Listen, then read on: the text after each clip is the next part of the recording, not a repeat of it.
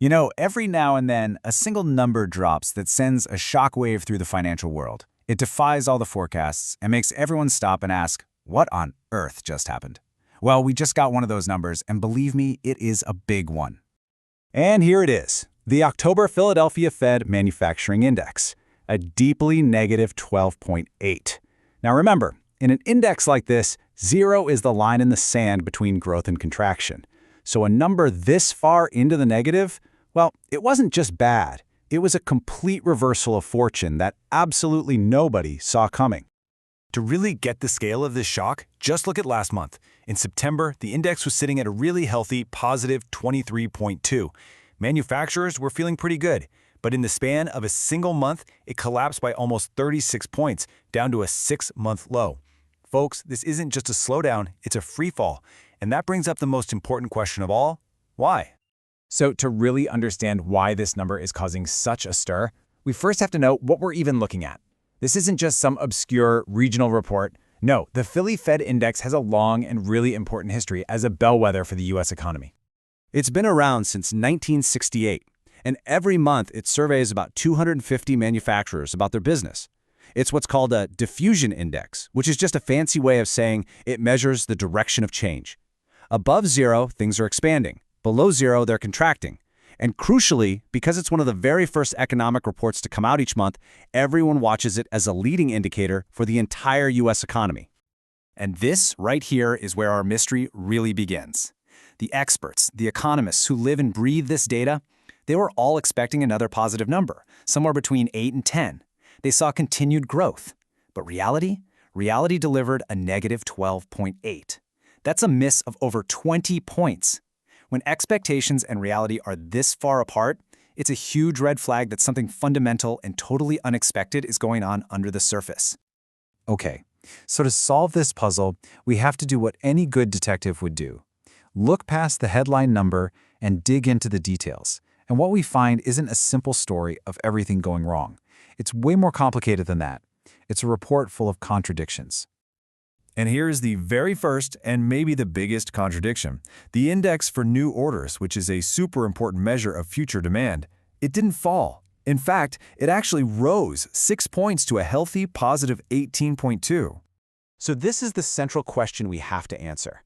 If companies are actually getting more orders for future business, which should be a good thing, right? Why is their overall mood about what's happening right now collapsing? The problem has to be hiding somewhere else. And here is our next major clue. Just look at the giant gap between these two numbers. The prices paid index, that's the cost of raw materials, is way up at 49.2. But the prices received index, what they can actually charge for their finished products, is much, much lower at 26.8. This means their costs are skyrocketing, but they can't pass those costs on to us, the customers. Their profit margins are getting absolutely crushed. Okay, so now we have a motive, this massive profit squeeze, so we can start to identify the main forces at play. Let's line up the 3 primary suspects behind this sudden manufacturing meltdown. Our investigation is pointing to 3 interconnected pressures. First, the relentless escalation of the U.S. China trade war. Second, the chaos that's creating in global supply chains. And third, the incredibly difficult position this puts the Federal Reserve in. Let's look at the evidence for each one.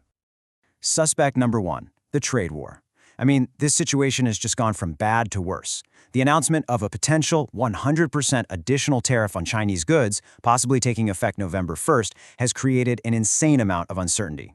It doesn't even matter if it happens or not. The threat alone forces businesses to plan for the worst-case scenario, and that just paralyzes any kind of decision-making. And that leads us directly to suspect number 2, supply chain chaos. You know, for years, smart companies have been trying to manage their risk with a China plus one strategy. Basically, not putting all their eggs in one basket and diversifying to places like Vietnam or India. But now, new policies are threatening to hit all trade partners. The very strategy that was supposed to create a safe harbor is failing, leaving businesses with really no clear path forward. And that brings us to our third suspect, which is the Federal Reserve's really tough dilemma. See, the Fed has 2 main jobs: keep people employed and keep prices stable. But right now, manufacturing is weak, which screams cut interest rates to help. At the same time, as we just saw, costs are high, and that fuels inflation. Cutting rates could pour gasoline on that inflation fire.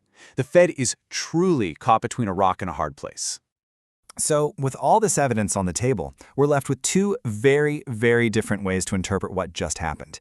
Is this just a temporary blip on the radar, or is it the first warning sign of a much deeper structural crisis? So you really have two competing theories here. Theory one is the calm down, it's just a blip argument. It says September's number was unusually high, so this is just a statistical correction. Plus, new orders are still rising, which shows underlying strength. And hey, this index is famously volatile, so this could all be just noise. But theory two is much, much darker. It argues this isn't noise, it's a signal. It's the moment when all the consequences of chaotic trade policy, broken supply chains, and the Fed running out of tools all come crashing into the real economy all at the same time. So, which theory is right? Honestly, only time will tell. But the data over the next couple of months is going to be absolutely critical. Here's what you should be watching. Okay, here are the 3 things you need to keep your eyes on. First, the next 2 Philly Fed reports for November and December. If they stay negative, that really points to a structural problem. Second, you have to watch the other big indicators, especially the national ISM manufacturing report. If they all start turning down together, then we know it's a nationwide trend. And third, obviously, keep a close eye on those U.S. China trade talks. The fate of that November 1st tariff deadline is absolutely critical. So, what does this all mean for you? Well, for businesses, the message is pretty clear. Focus on short-term risk management. This is probably not the time for big, long-term investments. For investors, it's a good time to reevaluate what you're holding. Companies that depend heavily on global manufacturing are facing some serious headwinds, while businesses focused on the domestic service economy might be a safer haven for now. And all of this leaves us with the ultimate question. We've seen the shock, we've seen the contradictions, and we've seen the stress building under the surface. So, is this the first tremor before a much larger economic earthquake, or is it just a nasty bump in the road? The next few months are going to tell the tale. Thank you so much for joining me to break this all down. We really appreciate you watching.